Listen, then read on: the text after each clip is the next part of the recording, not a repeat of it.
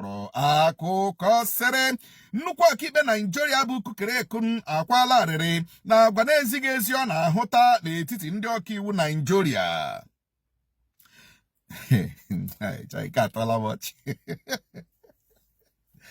This one atọla m ọchị. Ama m na-aghọta ebe m na-eje. Otu NATO adọla mba Russia aka na ntị na ọwakpo Poland. NATO ga-agwọ ya ara ahụ na-agba ya ni bụ akụkọ ọzọ gbara n'akwụkwọ akụkọ Daily Post na akwụkwọ akụkọ Vanguard ka anyị hụrụ akụkọ sịrị INEC edegarala Natasha nakwa ụlọ nzukọ sineti akwụkwọ na ndị Natasha na-anọchite anya ya chọrọ ịkpọlata ya ụlọ.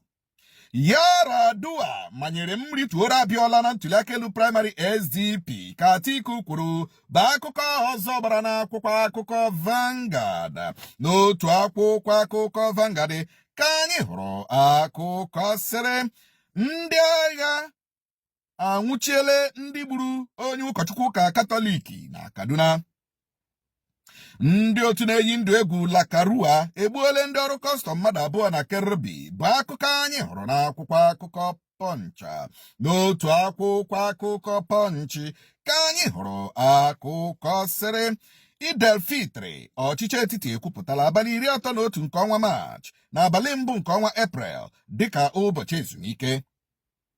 Obi dị m mma na m kusuru nwa Ebonyi ka Obi Ezekwesili kwuru bụ akụkọ ọzọ gbara n'akwụkwọ akụkọ ahụ. Ọ dị mma.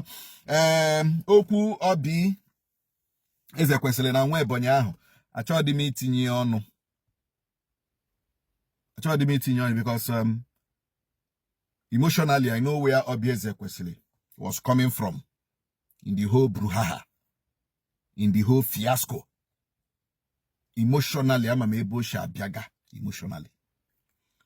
And at times, our emotions may betray us. At times, our emotions may betray us. After all, I am mad. We are not super women and supermen and gods. No, we are human beings. So at times, emotionally can betray us. Otu NATO adọla Russia aka na ntị si na ara ahụ na-agba ya, ara ahụ ọ na-agbaso Ukraine na ha tara ya wakpo Poland. N'ihe ji gba ya nkịtị na nke Ukraine, na Ukraine awụghị member of NATO.